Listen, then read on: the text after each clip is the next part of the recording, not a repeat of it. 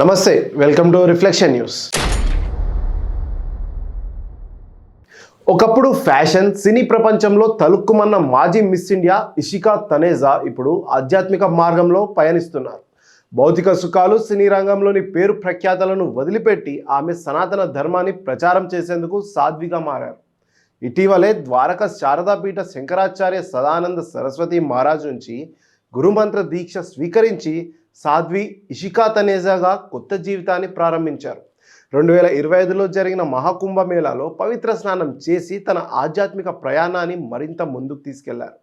ప్రస్తుతం ఆమె ఇషికా శ్రీ మహాలక్ష్మి ఫౌండేషన్ ద్వారా మహాలక్ష్మి భారత్ అభియాన్ వంటి కార్యక్రమాలు నిర్వహిస్తూ మహిళల భద్రత, హిందూ సంస్కృతి పరిరక్షణకు కృషి చేస్తున్నారు.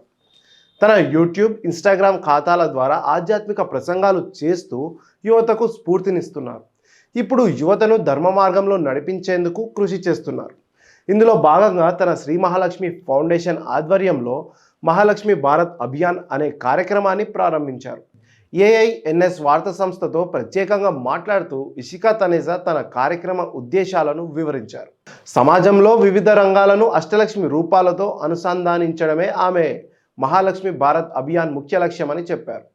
గజలక్ష్మి మన మంత్రులకు, వీరలక్ష్మి సైన్యానికి, విజయలక్ష్మి న్యాయమూర్తులకు, సంతానలక్ష్మి నేటి యువతకు, ఐశ్వర్యలక్ష్మి మీడియా, సోషల్ మీడియాకు ప్రతీకలుగా నిలుస్తారు.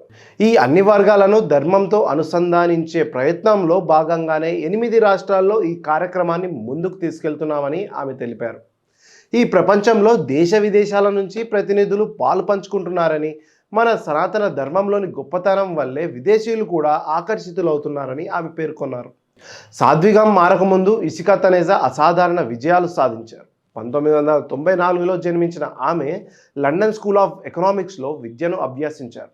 2017లో మిస్ ఇండియా టైటిల్ గెలుచుకున్న ఆమె 2018లో మలేషియాలో జరిగిన మిస్ వరల్డ్ టూరిజం పోటీలో business women of the world టైటిల్ను కైవసం చేసుకున్నారు.